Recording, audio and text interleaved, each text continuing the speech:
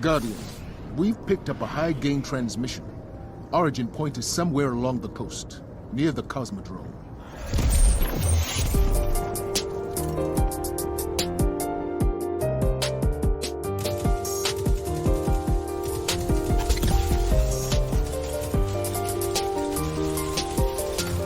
What's going on, Guardians across the universe? It is time for a brand new episode of Cosmodrome Radio, the podcast all about Destiny 2 and all the great things about it. You can get it every Friday live here at 8 p.m. Eastern. We're a little bit late, but we still partying like we always do. We are getting cracking in this mix. Don't forget that you can listen to this podcast on Apple Podcasts, Google Podcasts, Spotify, YouTube, all those great places. The day after the show goes live, that'll be tomorrow. We'll have today's episode live for you folks. So tune in for that. You also can follow us over on Twitter at cosmodromeradio.com. If you have any resources there, or at Cosmodrome Radio. I know Twitter/X is a cesspool right now, but we got to be in the know and whatnot. So please come holla at us if you need to make sure you holla at us. I think that's all the basics. Oh yeah, we still have the merch shop up. Go to shop.cosmodromeradio.com if you want to piece some merch to support the show and whatnot. Make sure you do that. But otherwise, we're gonna go ahead and get started up in here. My name is Pat the Bowden. I got my vindication this week. It was a great thing. I feel glorious about it. To my right, yes, right. We have the man, the myth, the Florida man legend himself, Cajun Geek. How you doing, bud? I'm doing good, man. Doing good. I want you to know that, literally, whenever we need someone to go kill the Knights during Crota encounter, we just be like, "Hey, yo, we need you to be Florida man," and that's become the clan thing now because of you. Like last night when we were teaching the raid, I was like, "Monk, I need you to be a Florida man." He's like, "Bet I got you." Look what you started. Look, hey, you got to bring that energy. Speaking about energy, we're going to be talking about that when it comes to a certain other Titan. Oh yes. It's gonna be great. Then below me, we have the president of the Zivu Wrath fan club. They're suffering some depression as of late, as of last week. David, how your troops? How your troops doing? We're doing okay. As long as Bungie gives us an adequate ending to the story, I'm pretty sure we'll be fine. But you lost your clubhouse. You lost your throne world. That's the War Moon. I don't know what you're talking about, man. The War Moon is where it's at. That's where the party really be popping. All right. But I guess not everybody's been there. Not everybody's heard about it. It's pretty exclusive, We keep you still got Tora bottles, so you feeling good. It's all right.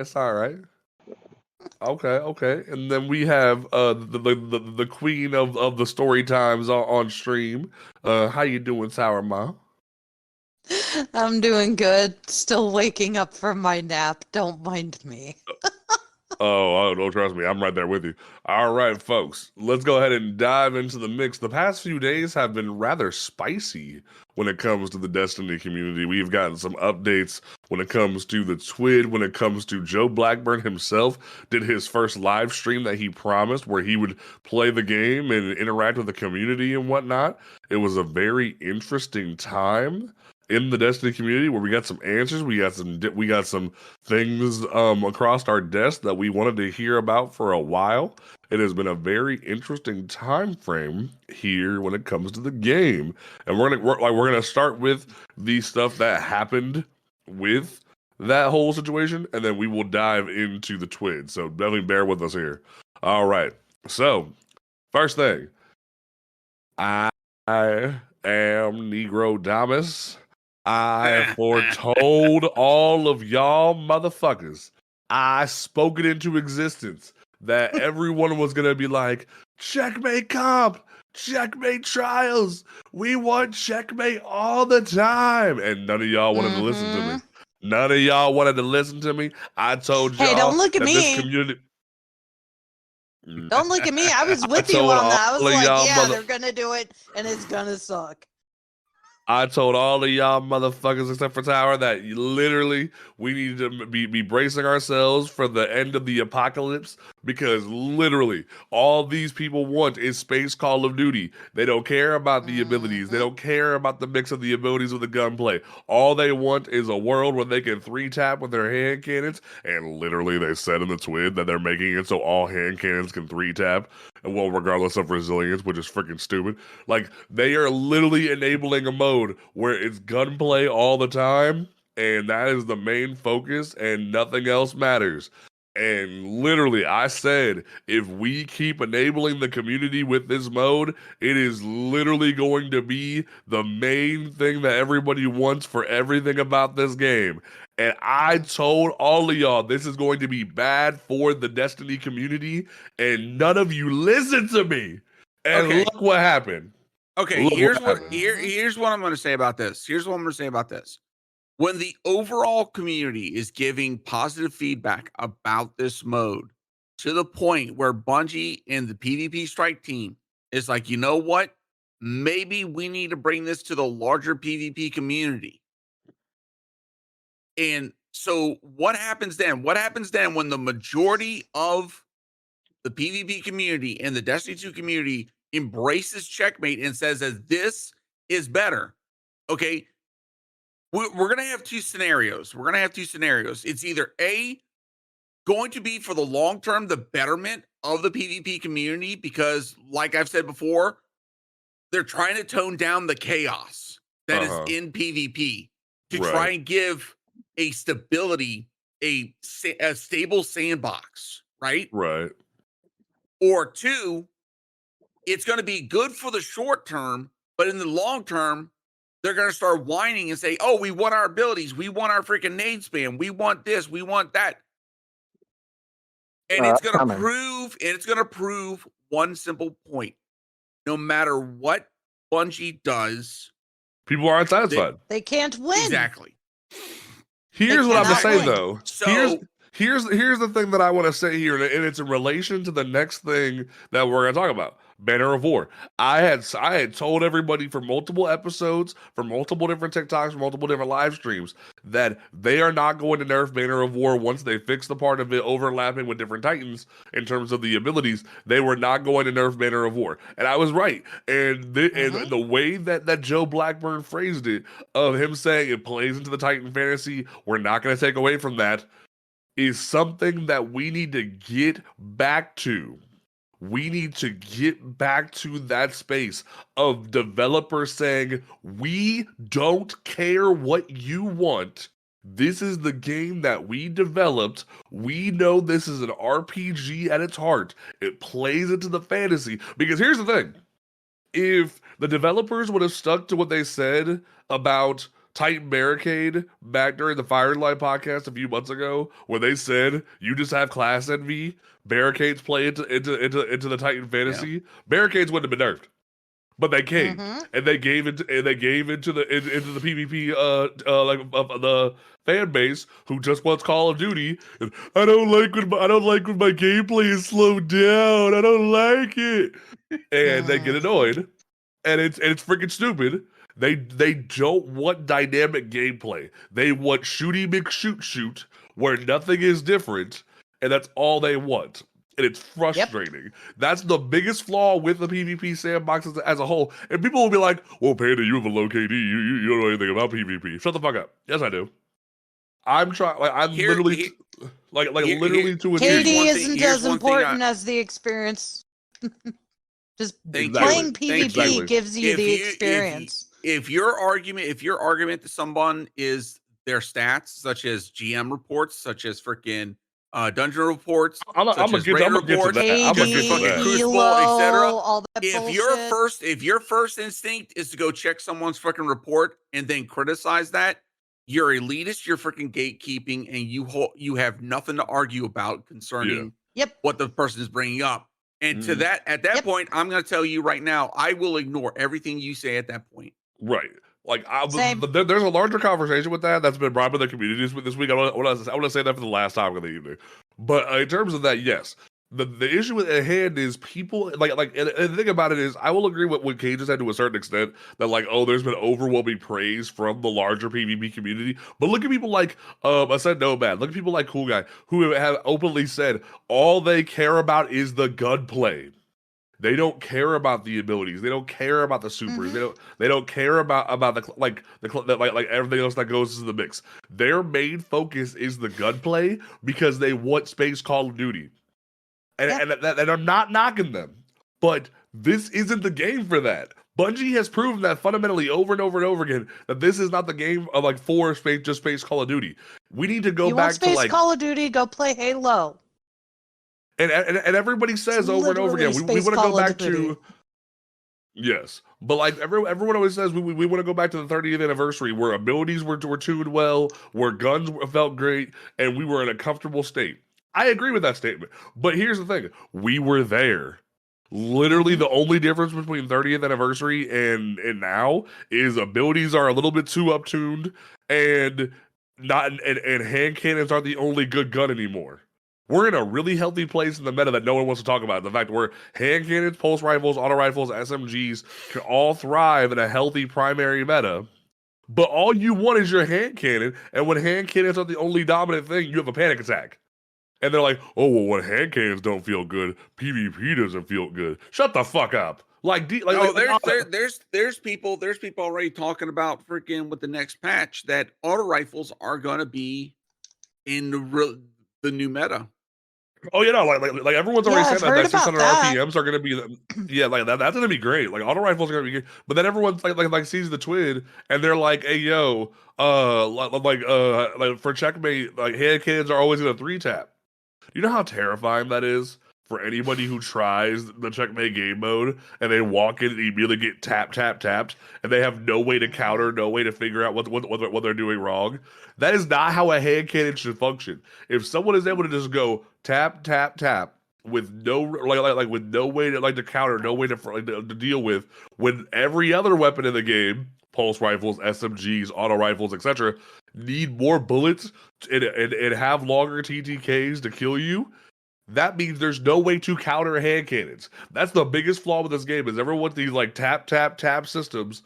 That's not how a game should function, and that's what that's what you want. You want rewarding gameplay for hitting your crits. That's fine, but not every weapon in the game functions like that, where they're able to be like, "Hey yo, auto rifle kills that has the same TTK as a hand cannon." Like in any of the, in the real world that no one wants to talk about for 5 seconds, if I whip out a freaking auto an AR. I'm gonna kill you real motherfucking quick compared to a hand cannon. Like you may get a couple shots in, but my AR is gonna light your whole ass up. And granted, that's just how it should be.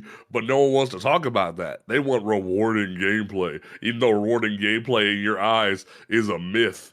Because this isn't the game for you in terms of gunplay.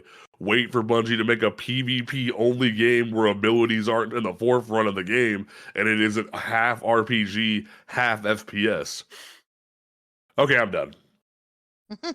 Cajun, how you feeling about Checkmate? So, sorry. So, as I've said before, I'm not a PvP player, but I have been going and checking out labs. And I'll be honest, it's been feeling good. And I've said this before, Checkmate feels like I have to be more tactical with my ability, with my nades, even my super. Because just because I can, freaking throw my grenade at the very beginning, I may need it later on in the match, or I may need it later on in order to freaking hold down a checkpoint or push somebody out of a freaking spot that they're, camping at. Yeah. Is Checkmate kind of pushing more towards a long range meta? Oh, absolutely. Especially with some of the tweaks and changes that they're making to the overall sandbox. But I will give credit that the lobbies do feel a bit better than the current Crucible sandbox. It will be interesting to see how they're going to implement it into the larger ecosystem, Do I think that it's going to become the overwhelming, like, this is the most popular thing? I don't think so. You're still going to have your player base that's going to love the current sandbox feel versus something like Checkmate. About the only time you ever see people really go into mayhem is when it's like required for something, or it's easy to acquire like super kills or ability kills, etc. Right? Outside of that, most people are either in their comp grind, doing the freaking Crucible play, or they're in Trials of the Weekend or Iron Banner, like right now. But see, Iron Banner isn't even fun right now because it's knockoff Mayhem, aka Eruption, which Eruption is the dumbest mode that Bungie's ever invented. I'll be the first one to say it. I will be honest with you. Eruption is the one game mode I swear up and down I won't go in there. I freaking hate it. It's annoying. I find more fun playing Fortress than I do Eruption. But see, here's the controversial opinion that no one wants to talk about, Cajun. Fortress is literally just an OG Iron Banner without capping zones, or like fully capping zones for the hunt. That's the only difference. It makes you maintain the points instead of you just running around like a crackhead and getting different things. Eruption is literally not good in two different ways. A, it punishes you for being a good player because it blows you up. B, it accelerates your abilities and your super to the point that it's just Mayhem light. If we wanted Mayhem, just go play Mayhem. Hell, Mayhem's in the rotator this week. And it's like, why not just give them Mayhem if you want to give them Mayhem? Exactly. Like, Iron Banner should be tactical, 6v6, capture the points, and fight. That's what it should be all the time. It is supposed to be a contest of old, a challenge. It should be, I've said it before, that Iron Banner should be every other weekend with Trials, where it is the competitive 6v6 of the game. And it would be fundamentally amazing if Bungie actually put the love into it that it should. Iron Banner existed in D1 before Trials. And it was a contest of old. It was something that we did all the time, every weekend. And hell, even during Solstice, freaking Saint and Saladin joked about, I'm supposed to have the Guardians this weekend. No, I'm supposed to have the Guardians this weekend. It was a funny freaking joke. Like that's how it should be. And yet we don't take Iron Banner seriously, and it's frustrating. Disagree. Speak on it. Respectfully. So this is coming from a objective point of view. Okay. So the way I see it is, right, is you have to kind of cater to what players are actually engaging with, right? Okay. And if you look at it from that perspective, I'll be honest, as much as I enjoy more objective based, like slower movement game modes, kind of like Control and Bank Heist back in the day. If you know, you know. Ooh, yeah, Bank Heist. I'm still waiting on them to bring it back. But I want it bad. I want it real bad. The thing about it is that I can honestly say, from a genuine place, that a lot of the community is burnt out on all these objective modes and genuinely just want places where they can go and have team deathmatch. Like, as much as I loved Control becoming the quick play, game mode, genuinely, it has done irreparable damage to Control and Control like game mode. Because nobody cares to play the objective anymore. They just treat it like, as long as we completely overwhelm the other team or spawn trap them, don't worry about it. We'll get this done faster and we'll win without actually playing the game mode. So I think that Bungie does need to actually start creating more game modes that allow for that free form. Players just go out. We have that. It's called Clash. And the thing about it is, when Bungie tried to make a rotator where it was Clash, one match Control the next match, no one liked it. And they said, screw it, we'll go back to Control it and be in the main setting. Like literally, the game isn't really based for like just team deathmatch. Even when they tried to make Clash a main setting, people were like, "This is taking too long. This is like where I'm dying too much. People are spawn trapping." Da, da, da, da, da. And, like it became a same system there, where like it was just that. So like So I how do think you suggest that we fix that without punishing other players for wanting a more dynamic, chaotic game mode? simple. We make Clash the main, like the main thing that doesn't leave the rotator ever. And we stop taking away the quick play lobby from the rotator when Iron Banner rotates in. And every weekend, we either have Trials of Osiris or we have Iron Banner. That way, it doesn't split the player base every weekend by having both. We have every other weekend. We have metas for them because it requires 6v6 different things. You give Saladin his own passage, or call it like a wolf token or some shit. I don't fucking care. Like, give him something, and you make Iron Banner be a competitive 6v6 mode where you need to rely on your teammates and go into the rut and fight it out like real like wolves are supposed to. That would be, because the biggest problem with Iron Banner that keeps happening ever since like even before Beyond Light is that Bungie thinks if like when they bring in Iron Banner, they need to get rid of Control and Clash, and it's like, no. Who told you that? No one told you that. Like, because that's why they got rid of the light modifier. Was because they kept bringing in Iron Banner and then taking away quick play and funneling everybody to Iron Banner. And it was like, bro, that's not how you do things. You're supposed to keep the light enabled, keep the, like the fight going here, and make it be worth people's time and incentivize people's like time and effort into this, while also saying, hey, if you just want to come in and get your pinnacles done, go to Control. Go to Clash. Who cares? And be done with it. And like not like de-incentivize people from doing that. It's like, well, if we have that, it will like split the player base. So it'll show you what people are more interested in, and it shows if you're not creating a healthy, dynamic PvP environment, that's on you as the developers for fucking up. Don't but isn't that antithetical to what you're talking about now?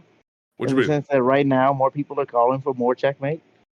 And the fact that if under this particular rule of thought, if enough people call for it, that means it's enough. Like Bungie should focus all their attention on that because more of the player base is showing positive reinforcement toward it. I think at the end of the day, here's where I'll bite the bullet.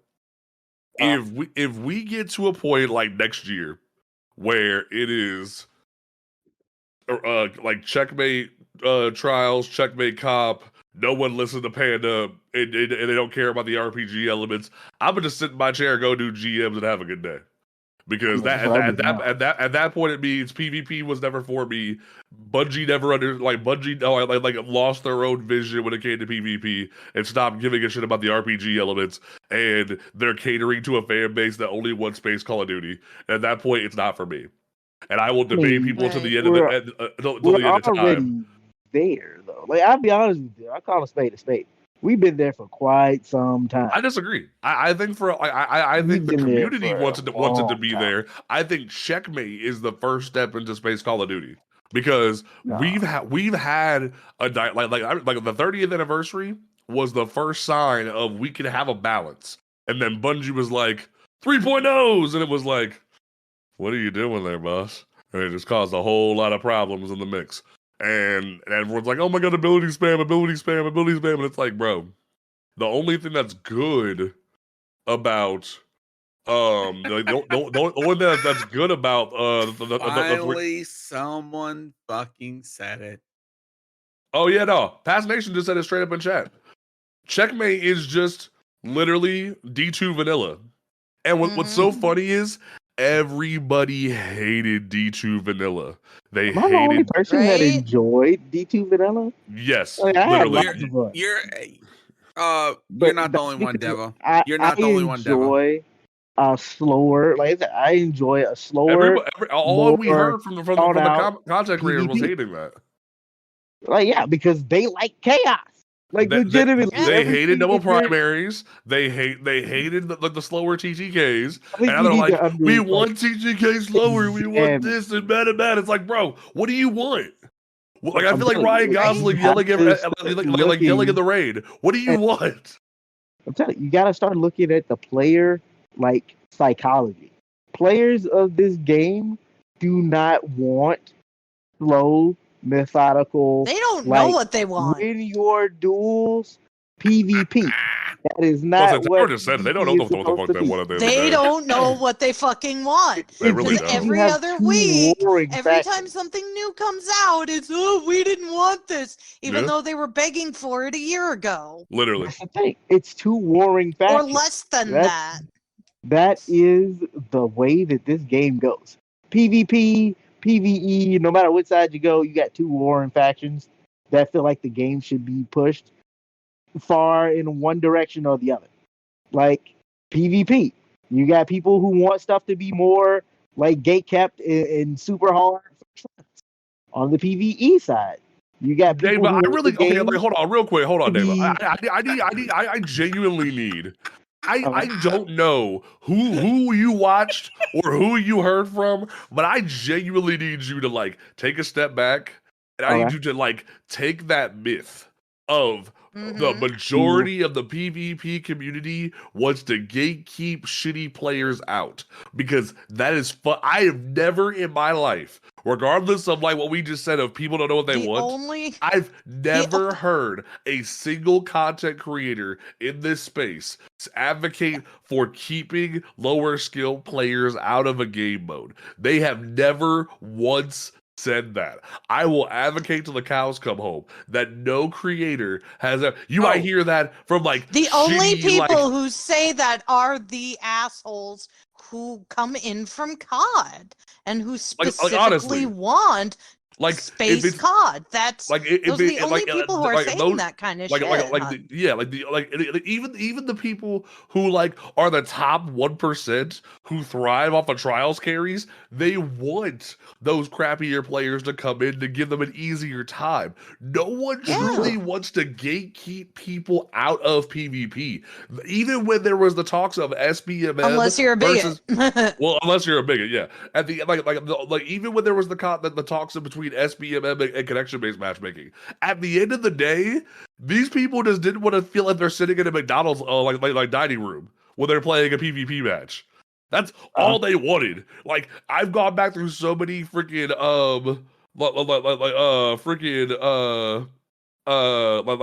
True Vanguard videos and Frostbolt videos, and I've looked at it, and fundamentally they are very much just like, bro, I don't want people cheating, and I don't want people having crappy connections. That's all they want. I want a bigger player base so more people can enjoy what I enjoy, is what I hear most of the time. Unless they're the assholes coming in from COD. Herein lies the question, right? Is when you make the game like the way that players want it for high-end skill. Think back in the day when when Trials first got announced to come into the game during what was it, season of the Dawn or something? I think it was. Okay. No, it was around that time. Yeah, it was Dawn. The sweatiest of the sweat. This is where you're supposed to come, and you're supposed to prove that you deserve to be here. I mean, that's kind of what Trials. That's what Trials is supposed to be. PvP. That's what the myth of what Trials is supposed to be. That's what I'm even advocating for Iron Banner to become, is the competitive PvP mode. Hear me out, though, right? And then you and I have even agreed on the fact that Bungie should be advocating. What happened when they got the sweatiest of the sweat lord PvP? You gotta come in with a 3-stack. If you don't got a 3-stack, you can't play. You gotta come in and you gotta want it. You gotta need it.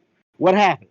The player base was not there because casuals did not feel it was a place. Here's the thing. What happened? You and I have even agreed on the fact. Sweat Lord. But you and I have even agreed that Bungie just needed to do one thing: hire a new Shaxx actor to sit down with the player base and go, elimination is where you like test yourself and become better at the game. And then once your fire team is ready, then you step into the trials of Osiris. That's all they needed to say. And literally, it would fundamentally change the way people play PvP. We have talked about that just text on a screen is not enough for casual players. No, it's not. Casual players need a place to play their game. I understand that you're looking at the players that aren't good. For a long time, that was freaking Control too, but Control's been just as toxic lately. Down to the way that the game is played, the vast majority of players in this game are solo. That is the reality of how this game goes. The vast majority of players in this game are solo players. The vast majority of Trials players are solo LFGing just so that they can get in there and get a little bit of loot. But under the old system, if you didn't have a 3-stack, you weren't going. Right, and they introduced fire team matchmaking because people complained, and now it's a problem because people are abusing the fire team matchmaking. Yeah, but that's because people are going to take every advantage that they have. Right. What we're advocating for is Bungie, Bungie, or at least the player base themselves, but also partially Bungie, said from the jump when Saint 14 hops off his ship and is like, I'm running my boyfriend's shit now, and is saying, this is where you test your skill, test your mettle. This is where you come for the best of the best. This is what Trials was supposed to be. Trials now is more casual friendly and more for casuals than its original interpretation was ever supposed to be. That's what people have been frustrated right there is the thing. Is because like when the game is made good for casual players, it's always seen as a negative. But when the game actively gatekeeps out casual players, whether that's functionally or like systematically through how the game is structured, the game suffers because there is not enough of a hardcore player base on its own to sustain this game. Okay, so let me ask you this. Let me ask you this real quick. If we had a functional system where they finally nutted up and hired a new Shaxx actor, they had Shaxx communicate to the player base, hey, eliminations where you get better to go play Trials. Control is where you just hop in and get ready to go play Iron Banner when you want to go play Iron Banner. Or like Clash is where you just beat each other to death. Mayhem's where you go do this. He actually sits people down, and when you hover over the thing and explains what it does, and actually tells people what it does, and then Trials of Osiris. This is where you go to test your mettle with a stack of 3 and do what you're supposed to do and have a hardcore like fundamental gameplays. And everything is set up to where it teaches casual players, it teaches like hardcore players what they're supposed to do. Similarly to GMs, which is what they should have done before Lance died, where there's things on screen where it says strikes are for casual players or strikes are for when you want to just play through old content and get your pinnacles done, and then Nightfalls are where you test your mettle and you get better at PvE content.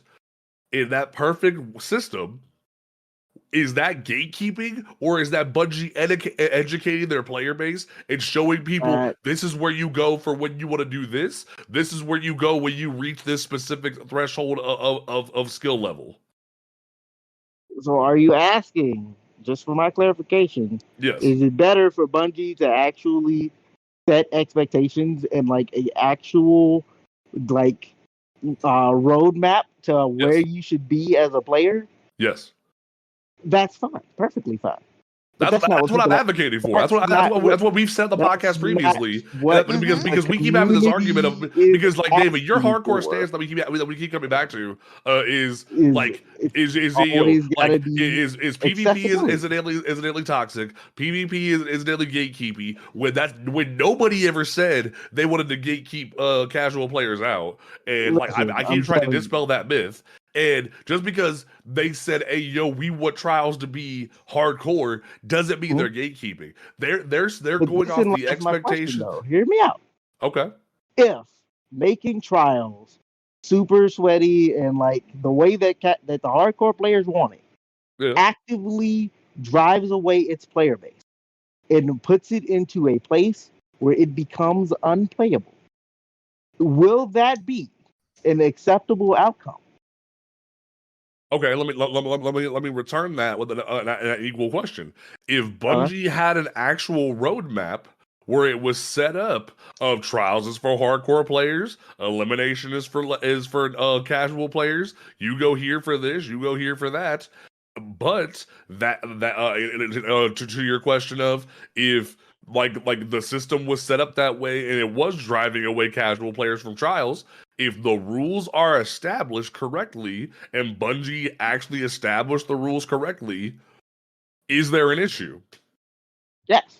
Why? I think there's still an issue because this player base cannot sustain that at the current moment in time. Right now, I'm asking in a perfect world. If there was like laid out rules and we previously established back in Season of Dawn, this is where you go if you want to sweat your balls off. Is there an issue innately if Bungie establishes where you go when you want like perfect example? I'll go back to my Pokemon references since since you like my Pokemon references. Game Freak says in Pokemon Emerald, you can't go to the Battle Frontier until you finish all 8 gym badges and beat the Elite Four because you need to prove yourself worthy to go to the Battle Frontier. Let's use Battle Frontier as the upper echelon of play a PvP or Pokemon versus Pokemon, similarly to here. If the established rule system is you have to be on a higher skill level to succeed in Trials of Osiris, and if Bungie established those rules firmly with no qualms, no bullshit from the community, and Bungie said, "Hey, yo, this is the rule. This is what's set up. This is what we're establishing." But you see people like casual players upset as to they can't survive in trials, but Bungie goes, "We set up the rules, motherfucker. You wanted to fuck around and find out. You fucked around and found out." What's the problem with that? There's no problem with that, but the problem is in our current system, the player base cannot sustain itself. Trials at its current iteration, even if we were to make it into this perfect world, with the way that players currently engage with it, Trials cannot sustain itself. You have a player base that is at almost Deadpool levels. I don't think anybody can argue that. And actually, the player base is actually doing very well right now compared to other seasons. People are complaining that look, they're going up against the same teams constantly, week after week after week. Something's wrong there. That's the higher skill people saying that, Deva. But that's the higher skill people saying that because there's no lower skill people able to come in and be able to learn and plus on top of that, there are so many players within the PvP community that sit there and argue about having to get a new lobby every single freaking time. Okay? Because if you're in a matched freaking lobby, as in there's a good, decent balance between both teams, why should that lobby be reset every single freaking time? There's no need to. Yeah. Because here's what I keep noticing, David, when it comes to our discussion, honestly, especially when we have the discussion about day one versus after day one raid experiences. You very much want this this system where hardcore players, whether it be PvP or PvE people, shouldn't have their places to play. And we should always let the lesser skill players come into their into their space and be be a hindrance to their experience, and then them complain, "Hey, this is too hard for us. Make it lesser." And the hardcore people don't get to have their experience, and that's what you've advocated for in 2 different spaces, both PvE and PvE. I advocate for accessibility. There should never be a time in a game where players are like, "Hey, we don't want you here because you don't have this or you don't have that." No one has ever said that. You literally talk about all the time. Just you did, don't have the weaponry or the time in the game to play, so we don't want you. Okay, let me rephrase what I'm trying to say though. Let me rephrase what I'm trying to say though. Because let me go back to let me go back to GMs and day one raid experiences for a second. Because we've talked about multiple times that to thrive past lanterns, to thrive past lanterns, to thrive past like multiple encounters in a day one experience, you need good builds, you need good team comp, you need good communication, you need all these different things that a non-casual player probably doesn't have out the gate if they're just LFG. Similarly, PvP with trials, you shouldn't you will not succeed if you don't invest the time into learning the gunplay, learning the systems, learning the abilities, things of that nature, to where you can go flawless. The people who have spent their time learning the systems, learning these different things, should not be hindered by these individuals who come in, get their dicks kicked in, and go, this is too hard, Bungie. I want this to be lesser because I'm having a bad time. And that's because you're punishing the people who invested the time to learn the systems, literally, because people want to come in, get their loot, and have it be accessible to them because they have 5 jobs and 50 kids and don't want to input the work. And here's the thing: I'm all for just because someone works and has kids doesn't mean that they don't put in the work. Tower, I'm using the meta. I'm using the hypothetical I'm 5 jobs. Right now, you sound pretty gatekeepy. It's I'm using the 5 jobs and 50. I'm using the 5 jobs and 50 kids joke because I've heard that from people who have been like, I don't have enough time to play this game, so I want to easy carry through this raid. Like that shouldn't be what we should be advocating. And yet you're literally you're literally sitting at a podcast with someone who works, has a kid, has their life, has to go and do things, and still puts the work and time into it, but can't do so as much as other people. You just answer the thing. You put the work in. You put the work only in. Because this is my special interest. Right. You put the work in, and you make it worth your time. And I'm going to say this, and it's going to sound a little mean, but I genuinely think that people conflate the idea of casual player with the idea of lazy players. Casual players, those are two completely different things, dude. Totally I'm a casual player. But most definitely, they're totally different things. When we as a community talk about casual players, the underlying connotation under it is these players are lazy or they don't want to try. But I've met people in this space that don't want to try, Dave. That's the thing. I've met those individuals. What I'm trying to advocate for at the end of the day. Those individuals, I've met the individuals that want to gatekeep everything. Fair enough. The players that come in to people's streams and mess up people's streams because they see those people helping lower skill players or players who want to get into the game. Oh, you motherfucker! You said that on purpose. You motherfucker! You said that on purpose. I hate you. I'm just saying, those people are gatekeeping. Those people are part of the player base. It's the people who go on LFG and see people LFGing to get into trials matches or trials like fire teams so that they can put in the work, and they get in and they ruin their card and leave right as they join in, knowing that they're gonna lose. So that they got one man down just to make their experience suck. It's the people who go in and one win reset on their cards. Right. Just those so that they can have an easier time. Those people legitimately suck. I'm not arguing with that. Here's what I'm saying. Of the problem. And I understand. Here's what I'm throwing down. You cannot judge it based off of them. Right. The same way you can't judge casual players as lazy because you ran into a couple who don't want to put the work in. There's bad on both sides. But if we're going to have a genuine conversation, it's got to come from the middle. And I think that I've always tried to come from the middle from a certain extent, but I will admit I've become jaded recently to a certain extent from helping the casual player base a lot recently. Because I've seen even last night while I was teaching a freaking Crota, you had people coming in, hey, do you need another one? Hey, can I get a carry? Can I get a carry? And it was like, I will teach, but I will not carry you. And that's what's frustrating. But also, I want to go back to what Jazz88 just said in chat. I think Bungie should have a switch system before you enter. You choose casual, medium, hard, master to enter the game with what you want to play. They did this with story, with regular and legendary. Just make the whole game that way. And in a perfect world, that would be perfect.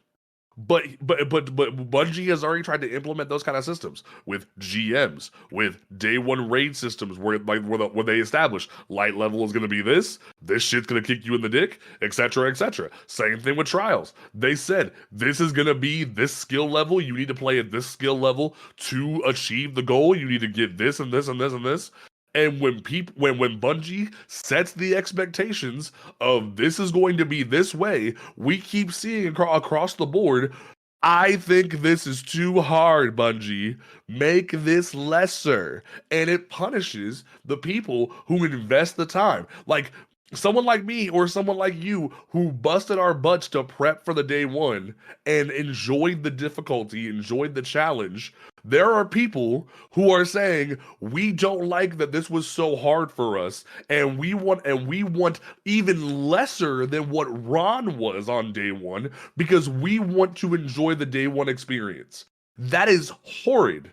That is not what should be advocated for. We should allow people to thrive in hardcore spaces, but also divert the people who want to play the game, come in, enjoy the space fantasy, grind their content, and go to bed.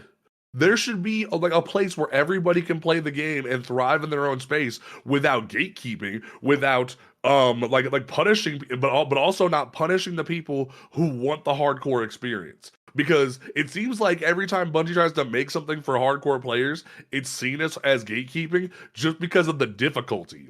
That's what I'm tired of. Is just the difficulty itself being seen as gatekeeping is the problem that I'm trying to say. If we say this is hard, so I want it to be lesser, that should not be we should be advocating for from the casual player base. That's what I'm saying at the end of the day. I'm not trying to gatekeep, fuck that. I'm saying we need to divert our expectations and say, hey, the hardcore players should allow their one-day experience, or GMs should be difficult. We had people saying Devil's Lair was too hard for them a few weeks ago when we were carrying people through GMs. And I was like, bro, if you have the right build, if you have this, you can get through this GM with no problems. Even my dumbass was dying a few times, but did we get through it? Hell yeah. Tower got through it as a casual player. Devil's Lair is my favorite fucking strike, and is honestly what I hate to say this because I am a casual player, but it is one of the easiest GMs in this game right now. And yet people die all the time. And yet people want it to be easier, Tower. That's what I'm trying to say, is that we should not be saying, hey, yo, make this easier because I'm having a bad time.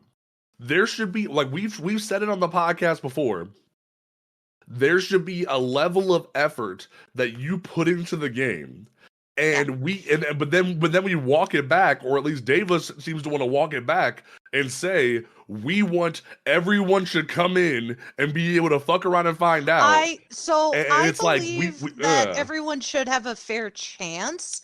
And if they, if it don't work for them, then don't play it. I mean, that's how I play that myself. Statement you just said, people will say that it's gatekeeping when it's not. That's not gatekeeping.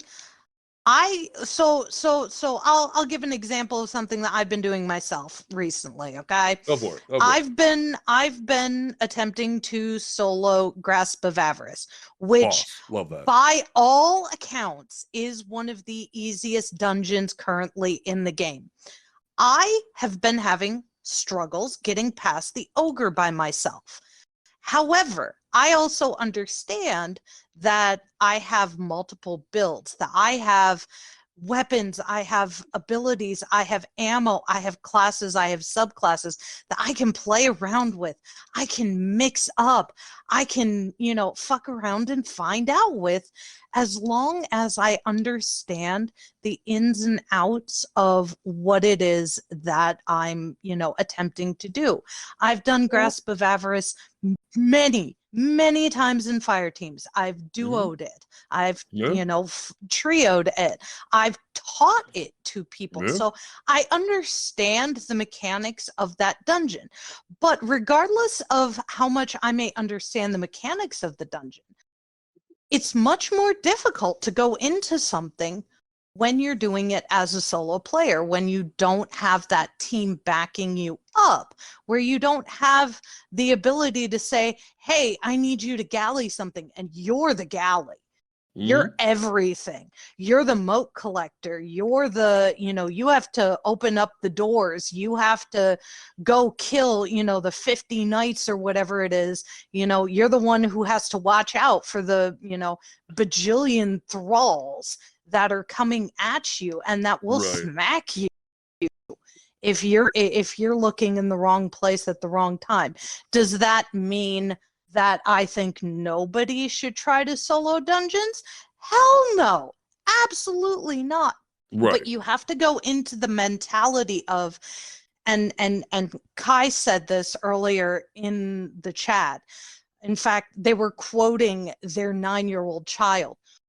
When you turn up the difficulty, playing the game is going to be harder.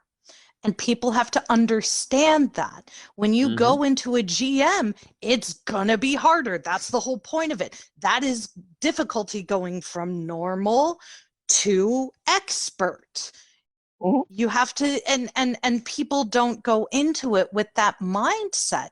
And that's where the whole, this is gatekeepy and, I can't, I want this to be easier because I can't do it. That's where that comes in from. Is there not, and I said this last night in your chat, I said to everyone, doing difficult content has a completely different mindset. It's the difference between easy mode and Dark Souls mode. Yeah, Dark Souls. You're not going to approach Dark Souls or a Souls-like game with the mentality of, I can just ease right through this, or this is easy mode Devil May Cry. No, you're going to approach it with, I have to really be on point. And people are forgetting that. People are forgetting that GMs, master raids, master lost sectors, soloing or even duoing a dungeon, low manning raids. That's the Dark Souls version of Destiny. And you have to think of it that way. Otherwise, you will be screwed. And Dave, I do want to give you a chance to reply. Can you? Yeah. Okay, we got to move on, but on a different time, I definitely want to continue this because this is a healthy debate, and we have gone back and forth in a healthy way. But we will come back to this on a different episode though, because obviously this is going to come back at a different point. So and there's a lot of shit to get through tonight. we're gonna bum rush through Blackbird's different topics real quick.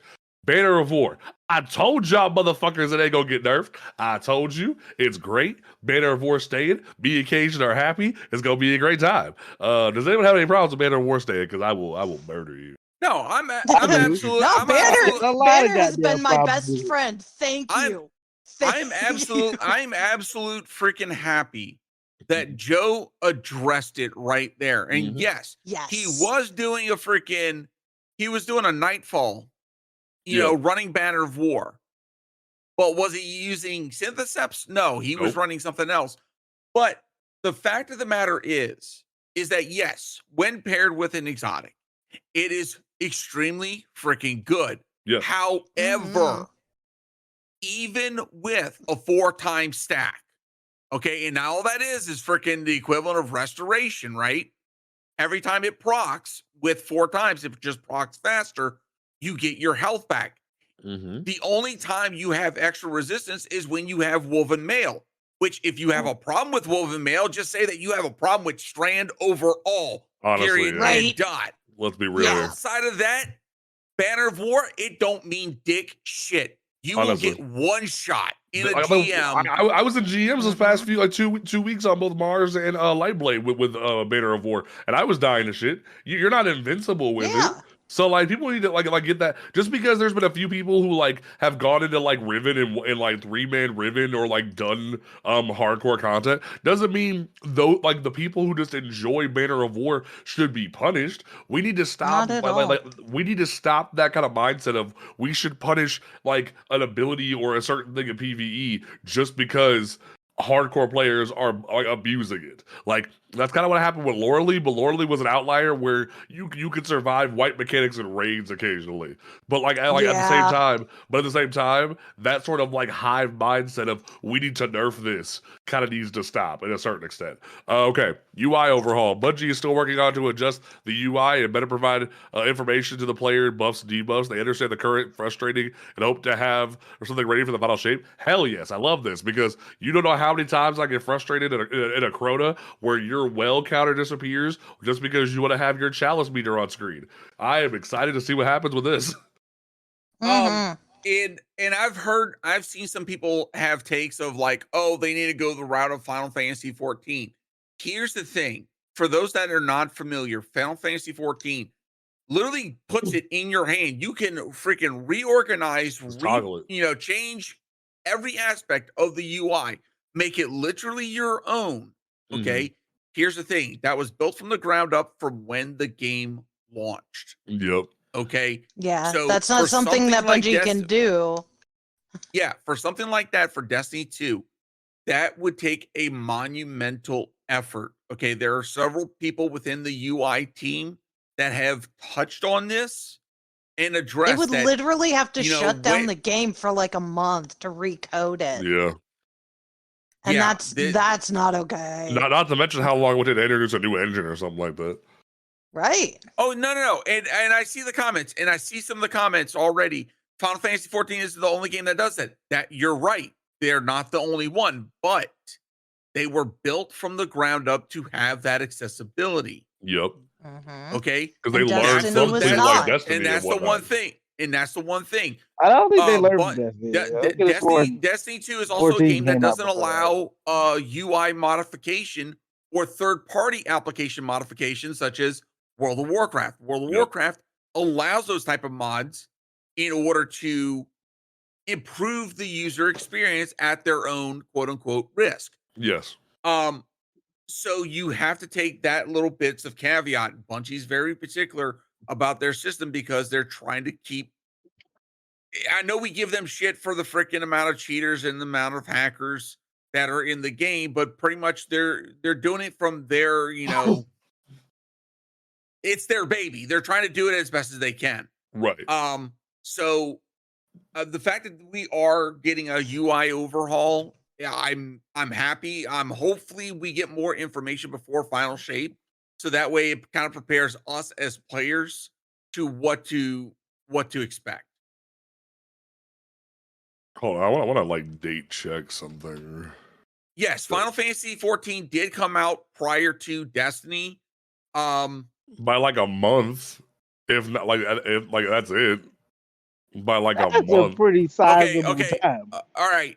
Also, actually, no, you're right. It's longer than that. It's a 4-year gap. I apologize. It was a 4-year gap. I apologize. Yeah. So, but no, that like I definitely feel like the UI does need to make some differences, but I feel like Bungie is doing the best they can to a certain extent when it comes to hardware. They're using an old ass engine. They're trying to upgrade the engine ever so much. Like the Tiger engine is only able to support so much, and I feel like Astrocross made a great video on the Tiger engine's history a while back. I feel like a lot more people need to look at the fact that the Tiger engine isn't like Unreal. It's not Unity, thank God it's not Unity. And it's like, thank God it's not Unity. There's a lot of different situations where they can't fix every little thing, but they can fix something. So it's like, they even told us before, hey, yo, do you want to do Destiny 3? Or do you want to keep playing Destiny 2 in this engine? They're like, we want Destiny 2. And it's like, well, you got to play in the sandbox you want it, kids. So, like, there's that. There's that in a nutshell. Stasis. The team is focused on tuning the kit and smaller additions, possibly new fragments, but no new aspects. That's fine. But can we get some modifications to those aspects, though? Because the reason why... And that's where I think the focus on the tuning of the kit is definitely right there. I think we're probably going to see some overhauls to some of the fragments, probably some overhauls to some of the aspects. Yeah. I'll be honest. With some of my predictions for freaking season 23, I'm really hopeful for what we're going to be seeing for Stasis. Here's what I'm saying specifically for Titan. I can't speak for Warlock and Hunter because I don't play those Stasis classes that much. But for Titan specifically, I want Glacial Quake to matter in PvE because other than a few niche situations like Kali or Riven, you can't really do anything significantly to a boss. I want them to take the melee modification from Howl the Storm and just make it a second melee out of aspect, because you have no idea how much better things like Consecration and Howl the Storm and Fletched Storm would be if they just were melee modifications and not just aspects. Because if you could have a build where Howl the Storm is just your melee and you could have Diamond Lance here, Cryoclasm as your aspects, and your fragments thrive, the build would flow so much better. The build would flow so much better in a healthier way. Same thing with Consecration. You could have a system where you have Consecration as your melee instead of having Shoulder Charge or Bog Hammer, but you also could have Pyro Gale on with Soul Invictus and Roaring Flames on, and it not be super busted, because it would be in a healthy system without being crazy. They need to they need to stop doing these Howl the Storm / Consecration / Fletched Storm style melees and making them aspects. They need to be alternate melees instead of doing them like that. I think that's a big thing. And then also just make shatter damage matter more in PvE and tune it correctly for PvP. That's the biggest thing overall for all three. Make shatter damage matter the same way suspension matters, or the different things with strand matter, like severing. Make stasis and shattering matter the same way sever does, and you'll solve your problem all the way right there. I can't speak for Warlock and Hunter. I don't know if y'all want to speak on it, but that's just me. For Hunter, we need more build tools, because I don't think Hunter stasis it doesn't feel like a subclass. It feels like I'm running blue favored fucking slushy Hunter. Genuinely. Outside of you're not wrong. Once was the shatter dive meta is now become just here you go. There's no reason to use any of the verbs whatsoever. Honestly. It's really just outside of spamming Silence and Squall and PvP and Gambit. Yeah, pretty much. Even that's not even that impressive anymore, because people just run away from it. Honestly. Unless you just drop it right on them, or the ever infamous Inteus Ward that takes your shit away from you. Just slide right into it. All right, I'm taking this. It's mine now. Hey, no, my Inteus, you criminal. Look, it sucks to throw your super out there, and then 2 seconds later, your super's like, "Hey, I'm back," but not for you. You call the ambulance. Hating on my Inteus. All right. Well, any comments from the Warlock Peanut Gallery on how we can change stasis? Because I feel like stasis on Warlock's pretty decent, to be honest. It is okay. I do believe that they could make some adjustments to the aspects and fragments. Honestly, I think when it originally dropped, it was at its best. They've done a lot to nerf it with regards to the distance that you can shatter something, the mobility of the super, because the super has always been meant to be a mobile super. That's the whole point of it. For the melee, I do believe the distance is a little too short. Right. But yeah, definitely, adjusting the aspects and fragments give me the ability to give me Vesper but stasis, because there is a fragment that we have that allows us to freeze enemies who come near our Heliodus, but it's only once. Okay. It only activates once right upon implementation of the rift.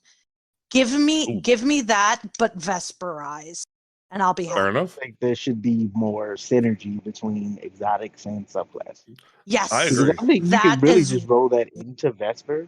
It They would be good. definitely need to make. because I I'm mean, gonna say this. Vesper you can use with other subclasses, but like then it messes up the fact that you can't run any solar weapons with a solar class. You have to run Exactly. arc weapons in order to get that pulse. Even with I would say the changes they made me- to Icefall Mantle recently, Yeah. it makes it so you're locked specifically to stasis weapons just for it to thrive now, because they did that Yeah. whole changeover with the I don't surge even idea remember for it. if we have any stasis-based exotics for warlocks. That's how you have little I two. play stasis. You have two. That's how little I play you have stasis. Osmomancy. You have Osmiomancy for 2 Oh, yeah, grenades, and you have Osmiomancy. Bolidors to boost your super. Yeah, I don't even have Okay. Belladors, so Wow, look at you lacking. All right, it's cool. I So Joe's haven't got favorite it. exotic. I had problems with it, so that's all I'm saying. So Joe's favorite exotic. I think this is Toaster! an interesting one. Woohoo! Your boy likes some toast. Your boy Hell likes some yes! Jotun. And I think this introduces an interesting topic right here. We were trying to Bungie- get him to PvP with Toaster, and he wouldn't do it. It made us sad. What I find so funny is that everyone's always like, nerf Jotun. Now you know why. Yeah, it took a couple nerfs already. Ain't gonna happen. And the thing about it is, the reason why Jotun will probably never get nerfed is I even showed it on stream yesterday when I was playing Iron Banner. Jotun can be dodged. People just don't like having to put in effort to listen for a ting and pay attention when a freaking homing missile's coming for their ass. And it's like, okay. So I have a counterpoint to that. Because especially if you're in a fire not team. liking Toaster, what? No. I have a counterpoint to Panda's point about people not listening for a ting. Y'all know we play 6 stacked when we play. When we play frickin' Control or Mayhem or shit like that. When you're in a clan and you're stacked up, there's too many people talking and making callouts for you to be able to hear the ting. I've had problems with that myself in the past. Even if I have my sound effects volume all the way up and chat volume practically muted, I still can't hear the ting because there's too many damn voices all going at the same time. Fair enough. All vying for control. It's not that I'm not trying to listen for the ting, so I literally can't hear it over, other people. At that in point, the party. I would advocate for Bungie to create a similar system to Fortnite where there's visual audio cues, and that could fix that problem to a certain extent. Visual audio cues. Because if you play Fortnite, there's a system where you can see someone steps near you or someone shooting near you. There's different visual audio cues on screen that you can turn on in the settings. I feel like that would be something that Bungie could advocate for. That would be better for players. Or even recently with Dead by Daylight, but they were asked to create a visual audio cue for heartbeats because not everybody can hear the heartbeats or they play on PC, so they don't get the vibration on a controller for the heartbeats. So one of my favorite things in in horror games specifically is when you're not only able to hear a heartbeat, feel it in your controller if you have vibration on, and you can see like the pulsing of the banner around your screen.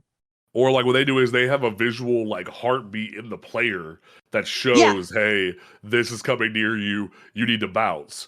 And that was a great thing they did. So if it's an issue of you can't hear the ting, Bungie needs to advocate for, or people need to advocate for Bungie to create a visual sound cues. That's what I would say to that. I think Cage's handle is on this, so Cage will be back in a second.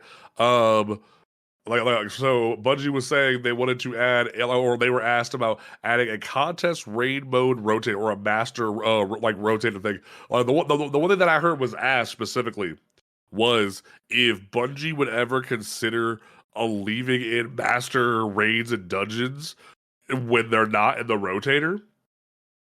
I think that would be a great quality of life change for the game, because one thing that I keep hearing in the clan or from like on Twitter and whatnot is people going, does anyone want to do a master rod today? And it's like, you can't. It's not. It's not. They need to fix that too. That's another thing. Yeah. That's what the topic was in the Lightbird's chat was, can you fix that? And they're saying they're working on fixing that. Because like people have been wanting to be like, hey, can we go do a master dungeon? Can we go do a master raid? And it's like, you can't. Like, you can't go do that. It's not in the rotator. And if it's not the rotator, and there was a minute where motherfuckers would like challenge me and be like, nuh-uh, I can go do a master rod right now. Try it. Yeah, you can. You're not going to get the fucking loot. Well, no, you can't. You like that's the problem. You cannot go into a Master Rod or a Master King's Fall, Vog, etc. if it's not in the rotator. So that's what people are asking for is, can you give us Master Dungeons and Master Raids when they're not in the rotator all the time? And I think that'd be a great quality of life change, because the challenges are still rotating on the weekly rotator, but they don't have access to them if they're not on that. And I think that would be a great quality of life change for people if they could go do those master challenges, master dungeons, and raids, whatever they want to, because people want to get their seals done. People like perfect example. If they ever like add a master last wish or a master garden, which please Bungie give me master garden, please, I beg of you. Like, do you know how many people would go crazy over master last wish? Give it to them, please. Oh, dude, yeah. Like literally, like if we ever had a day, like look what's happening right now, where with Root of Nightmares, where the next time we are going to see Root of Nightmares in the rotator is January. So no one can play Master Root of Nightmares until January. If anyone wanted to get that Dream Warrior seal, we'll see you in the 2024, buddy. Like that kind of sucks. Even worse than that, they have because of how the like master adept weapons are coded into the game. You only get the weapon that is up for like adept that week. So you gotta wait specifically for Rod, specifically for Rod. And then you gotta if the weapon you want to get that ambassador depth. So if you want the AR, you better hope and pray to good Almighty that it's there, because you might not see it for an entire year. Exactly. Just about. So it's like if they actually allowed those to be the master challenges to be in the rotator, that would definitely solve that problem. Or even dungeons. People want to be like right now.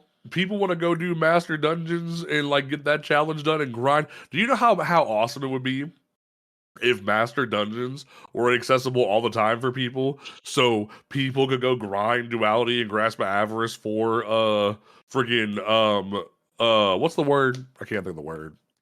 Unforgiven. No, the armor. I can't think of artifice armor. If they could go grind artifice armor whenever they want to. Do you know how many people I have come through my streams and ask, how do you have high stat armor? How do you have those stats? Artifice armor. You could go grab artifice armor whenever you want to, and that would solve that problem. Cage, how do you feel about Master like raids dungeons being in the like being allowed not in the rotator? It's something that needs to drastically happen. And at the same time, they need to rework the master dungeon and master raid loot system. I think to put an emphasis as far as reward for doing that level of content.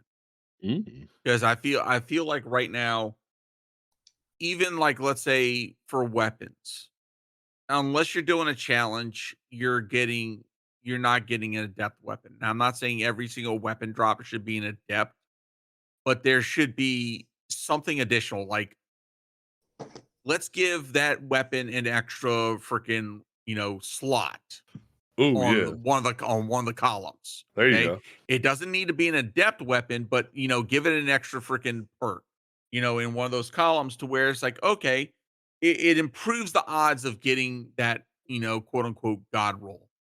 And and I'm of the opinion that if you're running a master raid, that those should be artifice armor. Agreed. And to me, if you're running a master raid or a master dungeon, the armor stats should not be anything lower than a 65. Agreed. It needs to be 65 and up. And it needs to be at least a guaranteed. If your ghost is saying, hey, I want a discipline 10 stack, it should be double that. Yeah. So at least the perk that you're specifying, it's a guaranteed 20 plus spike. I can get behind that. To me, that would give incentive to going into freaking masters and giving them more reason to freaking chase after them. Fair enough. Okay, well let's go ahead and burn through this TWID real quick because TWID had some interesting changes for the Festival of Lost. For those who don't know, Halloween is coming, as Tower would say. Spoopy season. There it is. All right, so like get ready for Tuesday because we're dragging Grandma Ava out the broom closet again. That'll be a fun time. Not the broom closet. We have a whole merch piece from freaking Guardian Games where we drag around the broom. So this year we are getting a new type of engram called an eerie engram. Well, we're going to be able to earn eerie engrams by doing haunted law sectors and legend haunted law sectors, which are brand new this season. We'll have a higher chance of dropping eerie engrams. Cool, I'm down. Because truth be told, regular haunted law sectors ain't shit, and that was my biggest issue that I've had. I even said it last week. Please don't bring haunted law sectors back. And look what we're doing, bringing haunted law sectors back. But whatever. Unless there's something new to add to it. And what are they adding? Legends. So that means we're going to be getting some better loot as well. Hopefully. And we got these new eerie and the engrams, so we can focus. We could focus for previous seasons. We got hocus focusing. I wonder what intern came up with that pun. But like, Leanna. No, she's not an intern, but like, yeah. I know, but she probably was the one who came up with it. I'm saying she's dad jokes galore, and I love her. There's enough goth individuals within Bungie that I guarantee you someone came up with the idea and they all like jumped on it like freaking basic white people on freaking pumpkin spice lattes. Oh, probably. So spice was in full effect. So they're gonna make it so the different eerie engrams will weapon eerie engrams will have a higher candy cost. But then there will be the exotic eerie engrams that you can farm for. There will be different things where you can pay for exotic arms. Exotic arms will cost 1 eerie engram and 2,500 candy. Legs, same thing across the board. Everything's across the board the same way. Randomized Festival of the Lost weapons will be 1 eerie engram and 500 candy. Specific Festival of Lost weapons will be 1 eerie engram and 1,000 candy, which I'm not that mad about. Then we have the weapons theory engram. We're bringing back Horror Story. We're bringing back the Macabre. We're bringing back Jurassic Green, and we're bringing back we're bringing in a new a cosmic grenade launcher. That'll be fun. Is that every Halloween weapon, or was there? Were we missing something? No, I think 4 that's weapons. it. I feel like we're missing something, but okay. I'm going to say it direction. right now. I really appreciate the fact that they're giving us an additional way Oh, we're missing to Braytech. We're focus missing Braytech Werewolf. exotics. I knew I wasn't crazy. We're missing Braytech Werewolf. But here's the thing: you can pull Braytech Werewolf from your freaking from your collections. Now, here's the kicker. If all these weapons are going to be receiving their own origin perk, then yeah, they do need to redo Braytech Werewolf. But as of right now, you can go in collections if you've collected it before. You can get Braytech Werewolf for free. And it's already masterwork. Yeah. Okay. So with the exotic eerie engrams, you basically get like every freaking exotic arm ever. Same thing with legs, same thing with the helmet. And the thing they actually said about this, which I find really cool, is they specifically said even if you don't have the weapon unlocked or the armor piece unlocked, if you own the expansion, you can focus the engram for a chance at the exotics you don't have. Yep. And that is so great for newer players. Shout out for Bungie for doing that. I respect that. Now, for new and returning players, this is going to be one more an event. If you've got DLC that you've either just recently obtained or you've had and you haven't been able to complete your exotic collection, this is your chance once again. And you do not have to pay for the event. Nope. You can get extra it is free cosmetic rewards with the event card, but you do not have to pay to play the event. Let's get that information out there. Now here's the controversial thing that Panda's going to talk about real quick. Oh dear. Motherfucking mementos. Let's go. Now, people, the fans of the show will know that I've talked about mementos before and how Bungie needs to make more mementos. I've been saying every raid should have its own memento, but then Bungie said, "Hey, yo, guys, what if we have a holiday event exclusive memento? But here's the catch." It won't drop from just doing the activity. It has a random chance to drop from an eerie engram. And it won't even be at first when you start the week. It will be at some point throughout the event. We'll do this because obviously this was a last minute idea. And there's no info on it. There's a cap on how many mementos you can stack.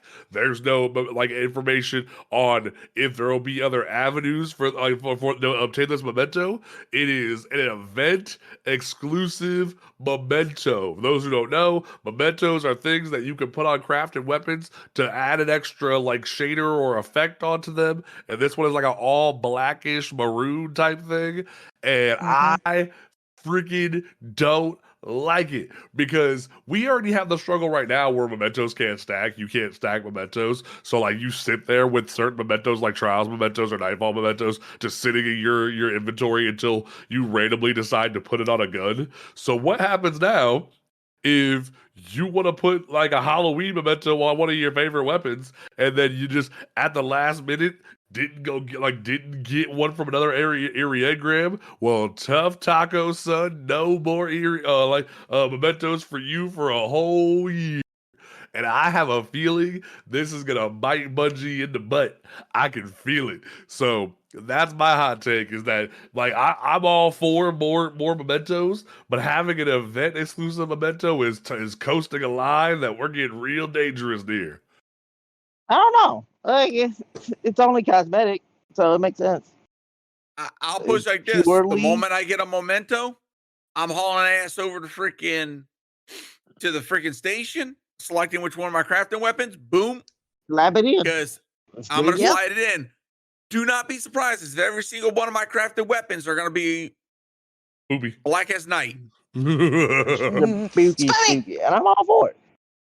Okay. But that's the thing. Like, I think, Like black goes with everything. Thing that Bungie yes, it does not do enough of, and I think enough people, like, I think enough of the community is kind of like with me on it. Is like there are very few ways to actually like display your like tapestry, if you will, of like your guardian. Like, but how it's not a long have you been here? meritocracy, David. It's not a meritocracy. That's not a meritocracy. Can we not? It's just saying. Yeah, I'm messing with him.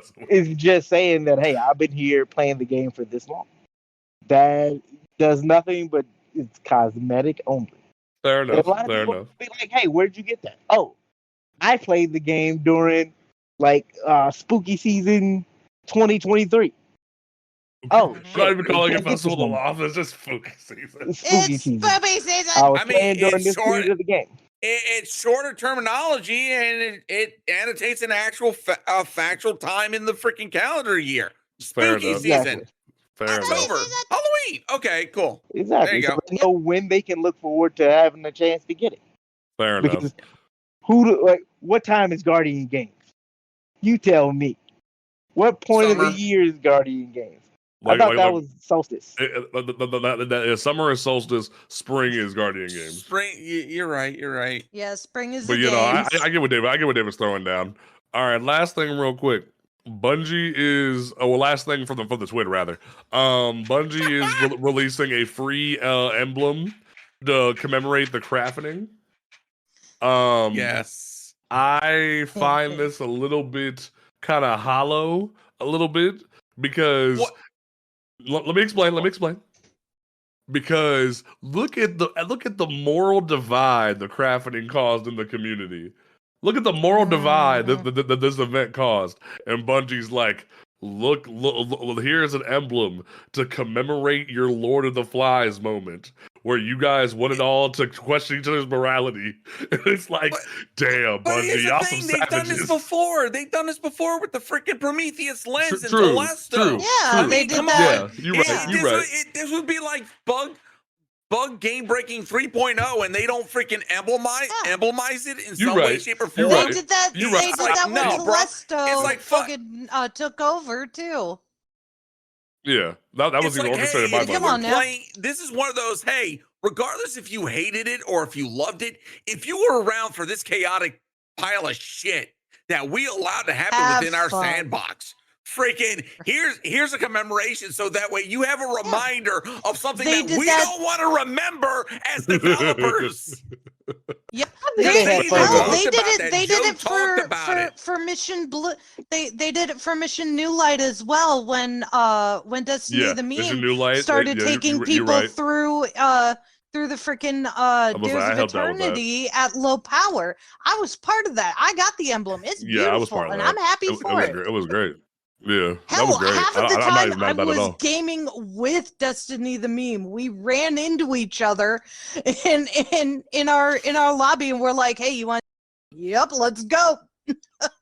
Yeah, that was It great. So I'm not mad at it. I'm just saying, like, man, that At feels least kind of that rough was for some something people. that Bungie wants because to remember. like literally, it was very much as like this is the moral divide we've created. Let's celebrate our moral divide. And it just felt like really messed up. Also, I totally just blanketed everybody's faces on Twitch with just pure sexiness. All right. So let's have our ending discussion real quick, folks. Let's have our ending discussion. Yes. The So- best Let's lore go. piece Destiny has ever put out. Thank you I so have much, waited Buggo. so long. Now, All right. normally for time, I would read this verbatim, but we only have Cajun for so long. Well, hold on. Let's give context, because I think we've got a lot of newer players that are listening, as well as here in the chat. So first and foremost, let's give a little bit of context. Okay. Most definitely. So Saint 14 here, he is in a relationship with Osiris. Now, Osiris over the past couple of years has gone through quite a few things. First and foremost was the loss of Sagira. Sagira, his ghost, was destroyed by Xivu Wrath, Brood, and then was utilized by Savathun for her machinations. And then later on, Osiris was possessed by Savathun and used as a means of infiltrating the Vanguard. So, needless to say, as someone in a relationship with Osiris, Saint 14 has had to witness all of this and has had to hold this in his, per se, chest. In the latest rite of passage, it's been trauma the for very him. last entry. The last entry of this week. Let me abbreviate this real quick. So the last entry of this season's lore book specifically cultivates like something that is what I like to call justice, because vengeance. Because as we know, Savathun has been resurrected. She is there's this moment where she's floating through her throne world back home, and she's sort of struggling. She's kind of struggling, trying to get back to being used to being alive. And then out of nowhere, she's been gone for 2 years or a year and a half, whatever it is. And just out of nowhere, you just see this hurling disc of light come out of nowhere and just knock her to the freaking ground. And as Saint rolls up, he tries to talk shit. Bam, dead. Amaru shows up and is like, "Damn, really already?" And he brings her back, and she tries to talk more shit. Bam, dead. And he's like, "Bro, chill. What are you doing?" And he's like, "We get the point." And she's like, "Bring her back. I'm not done." And he's like, "Bro, no, you need to quit." And he's like, Amaru tries to leave because Saint literally says, "You will bring her back until I am tired." Yeah, until I am finished. And he's like, "Nah, dog, I'm bailing." And he tries to transmat out, and Saint 14 domes. He puts up a bubble, and his helmet obviously blinds anybody in it. So he's like, "Bring her back, motherfucker." And she's like, "Fine." He brings her back, and 10 more times, and he gives this whole speech about how you're not used to being a guardian. You're still groggy when you get up. You're not used to resurrection, but I'm gonna teach you. I'm gonna teach you, motherfucker. You gonna learn today. And finally, when he's done, he says, "This wasn't for Osiris. This was for me." And he ports out. He goes home, and Osiris is like, "Hey, yo, that was a long patrol. You want some dinner?" And he just drops crying in his arms because he's just like, "I'm fucking tired." And I want to speak on this real quick, because the minute I'll give David his minute, but this really felt like the narrative team watched our podcast and just came in and told Dave, "I heard you was talking shit," because they clearly didn't hear me. Because I think they did. Because the reason why I say that is because this scene is a culmination of what we've witnessed the past 2.5, 3 years of toxic of also people in the fandom that I've dealt with recently, where I was even supposed to go on to a different podcast as a guest, and I had a really toxic individual being homophobic and questioning Saint 14 Osiris's relationship, and saying that they've emasculated Saint and whatnot. And I've dealt with people saying that Saint isn't who the man he used to be, and yada yada and things of that nature. And great, that's not what David was saying before. He just wanted to see Saint more in the field and whatnot. But at the same time, it all sort of culminated. And this moment very much was visceral anger, visual frustration, and someone lashing out after feeling powerless, after watching their partner be tortured, be lied to, and thinking their partner was there for them during season of the Splicer and season of the Chosen. They weren't actually there. From feeling that they had their person back after years of being lost in time, after watching them lose their ghost, and being there for them, only for them to be revealed to be not there and be lost, and then spending a whole long time trying to get them back and watching that struggle of them be incapacitated and having to find a cure and having to be there, not understanding and feeling powerless of what can I do to fix this. And this goes beyond just gay love. This is love, period, of you feeling like powerless. And also this speaks to masculinity as well, because so much in society, we like our masculinity is questioned constantly as men, or even as gay men, where we are constantly like questioned of, are you a real man? Are you a sissy and whatnot? And because we feel things, we care about our partners and things of that nature.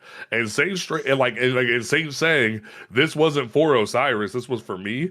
This is him getting his revenge for feeling powerless, for feeling like he had no way to fight back. And if I may.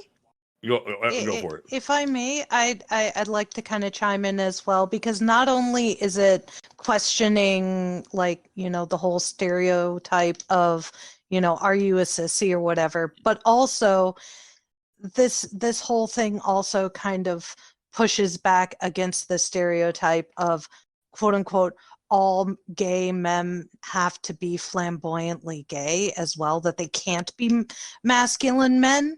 And Saint 14 is fucking masculine as fuck. Let's just leave it at that. Like, literally, but he's also gay as fuck.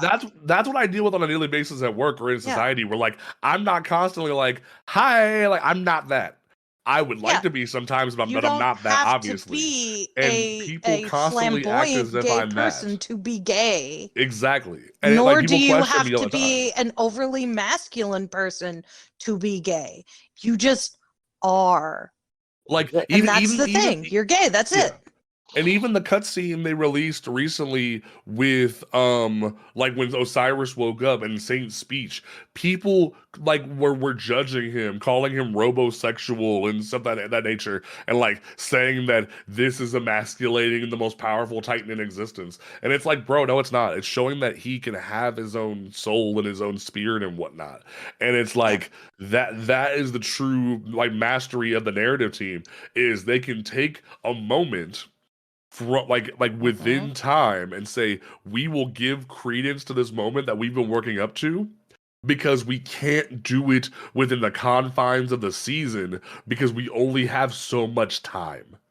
And I think that's a testament to what we spoke about last week of what we talked about with Dava, where it was like, hey, we only have so many resources, but you best believe motherfucker go went and got his comeuppance, and it was savage. Like, would I have loved to see Saint 14 just beat this bitch's ass? Yes. Absolutely. But did I read that lore entry the day it came out and cry my eyes out? You best believe it, man. Like, I was fucked up. So, like... Did I scream and cry and cheer when I read it on my fucking Twitch stream the other day? Fuck yes, I did. Bravo to the narrative team. Like, whoever wrote this, I might even put it on Twitter. Whoever wrote this, I have a feeling I want it's to Robert. personally thank you, because you have given me so much like vindication when it comes to like toxic masculinity in gay spaces. I have a very good feeling that it was Robert Brooks. He's the primary writer for Saint and Osiris, and he's an openly bisexual. Yep, he was the one that like came out originally and was like, "Hey, I did this on purpose." They're gay. Cajun, what were you gonna say? Sorry, Cajun. I lost my train of thought. Sorry. Oh, that's fine. I'm sorry. No, that's cool. Shit happens. You are totally valid, fam. Dava, your response. Now that I kind of put you on blast. No, that's fine. So I feel like that was actually the perfect preamble I needed to help people understand. So, in general, I have two completely different feelings about it. Okay. Like, I perfectly agree with you guys' assessment that this was like absolutely needed.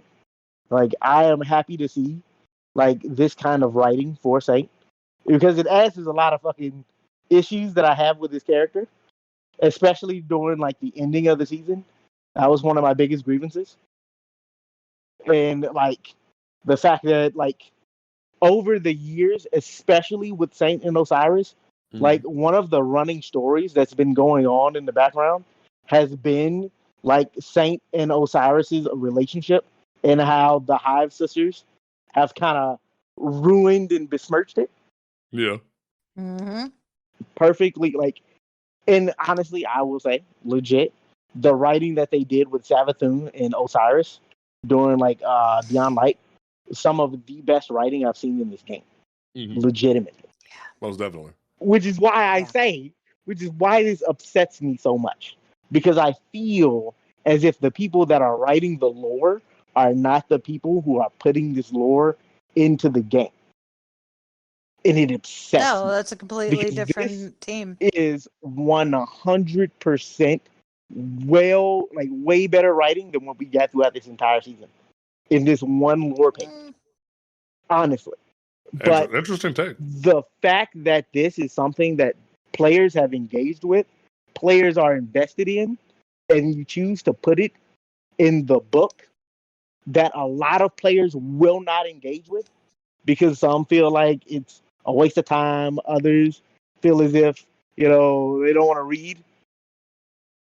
It's wasted, and it upsets me. It upsets me deeply because I feel like this is something that we should see in game or at least have it nodded to.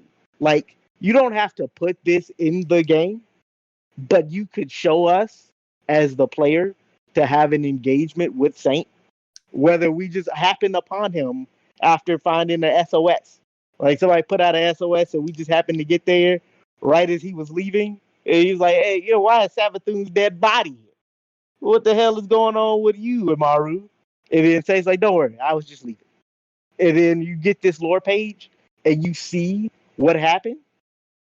Players would be far more engaged, and this would be a much more impactful moment. But to have it squirreled away in a book that I would argue 60 to 70% of the player base will not engage with, outside of Mylan, Bife, and Sticky telling them that it happened. Yeah. It does it so much of a disservice.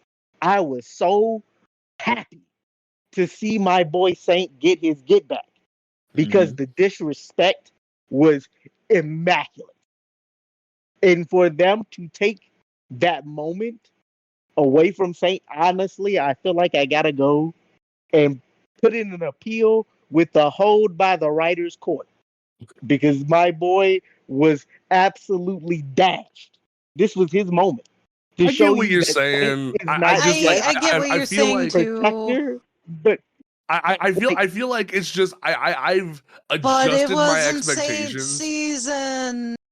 Exactly. I've adjusted my expectations. Season. Like because let me give you a perfect example. Let me give you a perfect story so far about Saint, Osiris, and Savathun was never done in their seasons. It was kind of in the background. A subplot going on in the background. That's fair because that's there fair. was things, That's there was, a fair assessment, definitely. There was things like the Boots the Assembler when where Osiris was trapped. There's things like the trials, weapons and ornaments that have had their lore pages and whatnot. So I see what you're saying to a certain extent. I will say though, I think where me and Tower are kind of at is we've adjusted our expectations because we know they're limited by what they can do per season. Perfect example. And truth be told, if I would have been vindicated and Cade would have never came back, and this was just Ikora's unresolved on Nightmare haunting her.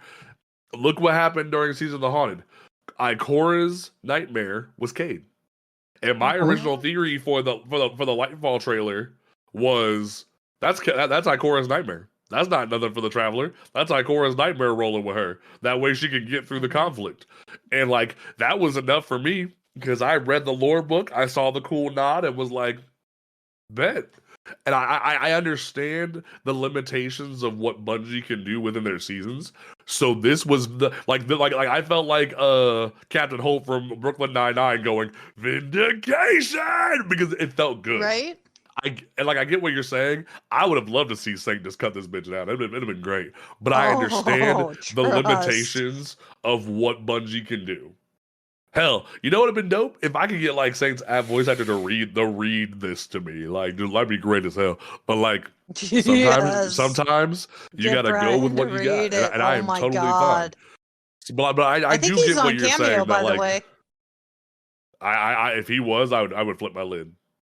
Like Like legit. I think he's I on don't want to Cameo. take this away from you guys because it is a fulfilling, like it feels a void. I feel that, but it's like to me it just feels so hollow. Like I love And it, that's valid. but That's I'm like, absolutely fair why love. is it that you write him so awesome in the lore, but you don't let me see it? Like one of the things that I love about Cade's character is that the Cade that you hear about in the books, you see in his last stand. Like in his last stand, you see why they call him Cade. You know, you see what you hear in the books and why he's such a badass and why he's so cocky. Because he just makes shit happen. He's Mr. Make It Happen. yeah. I get what you're saying. But you don't see that level of writing with Saint or Osiris, and that bothers me because those are two of my favorite And characters. to be honest, if you actually put like go off of what he A, he's not on Cameo and I'm depressed, but B I get like if you actually look at what he's saying to a certain extent, it kind of feels like gay erasure to a certain extent because they're only allowing other than Splicer and like the moment from last season during the Deep and like certain moments and also the moment in Plunder. It's almost felt like gay erasure to a certain extent where they've had, or queer erasure in general, where they've had to push it to the sideline. Or the fact, truth be told, there's people that to this day they've done that with Anna and Cameron too. It was just all dialogue rather than any like actually seeing Anna and Cameron together. Or like to this day, some people don't even know that Oryx is like technically trans. Let's keep it a book. So it's like that, but that conversation is not there for some people. But it's fine. I definitely hear what you're saying, but I love that we all can sort of agree on my man got his kickback. Got his kickback. He got his get back. Hell yes, he did. So you know, that when that was definitely real, amazing. Man, and it was beautiful. Vindication. And if anyone wants to buy me the Saints helmet from Numbskull for my birthday, it just passed, I would very much appreciate you. And Watson even said he ain't done yet. 19 inches a full Saint, but like even Watson even said in chat he ain't done yet because he got Zivus to come play with. So here in a few here soon, Dava. It's about to be you and me squaring up. Zivu is like, as much as I want to say that I totally like, he needs to get back with Zivu. Honestly, compared to what Savathun did, can you honestly say that it's the same? Like, granted, yeah, I mean, Savathun killed his ghost, cut off his collection to the light, and then fucking possessed him. So she did more than what and Zevo Wrath did. Most definitely. Zevo Wrath just made some off comments. Desecrated their relationship, ruined his reputation. Had my boy out here saying he gotta prove himself to his student to prove that he got a liability. Got my boy acting different. Yeah, it was very much one of those moments. So we will definitely get to see here soon. We're gonna go ahead and wrap up the show, folks. I'm gonna do my closing statement first because I like and just echo the statement of Mr. Captain Raymond Holt. Vindication is all I need. It's just vindication, and I don't want to hear no one talk shit about my boy ever again. And if you got shit to say, you can come see me in the Crucible. Cajun did have to depart because he had to get ready for work. We definitely went over time on the episode because we was talking too much shit. Well, so like just know Cajun is here in spirit, and he loves all of you children. So definitely be there for your boy Cajun because he's putting in that grind. Tower, what is your closing statement for episode 48 of the show? My closing statement is, oh God. 1, Jotun is a beast, and fuck all you who think otherwise. I got my vindication by hearing Joe. Getting the cosign. Say that. that and I got the cosign. But also, everyone's got their struggles. Everyone's got to deal with their shit in the game and stuff like that. Gatekeeping is bad, but learn what's your strengths and weaknesses, and work with it. Because if I can, you can. And I'm one of the worst players in this game. So if I can work within the game, you can. Fair enough. All right. And then David, what is your closing statement? My closing statement is for Bungie. Bungo. Bungo. I'm gonna need you to stop telling me and start showing me. I enjoy your story. I love your lore, but I would very much appreciate more seeing and less reading. That would be fantastic. That felt like an oxymoron, but all right. If you could make that happen, that'd be great.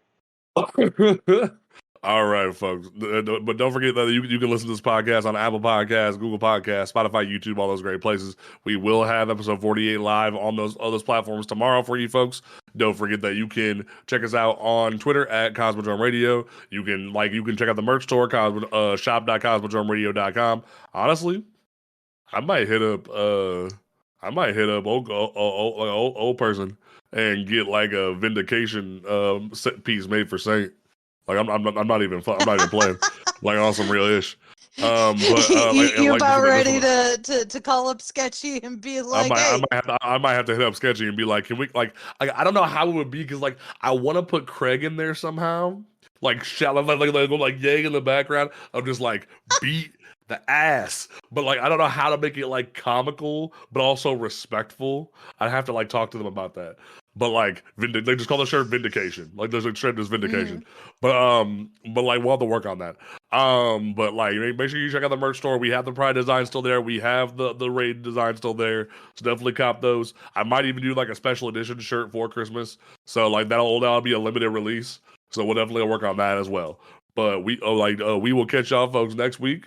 Well, for episode 49, we're almost at 50 episodes. I'm tripping. It's gonna be great. I'm gonna try to get like a special guest for that. I gotta figure that out. But we will be back next week. Peace out, folks.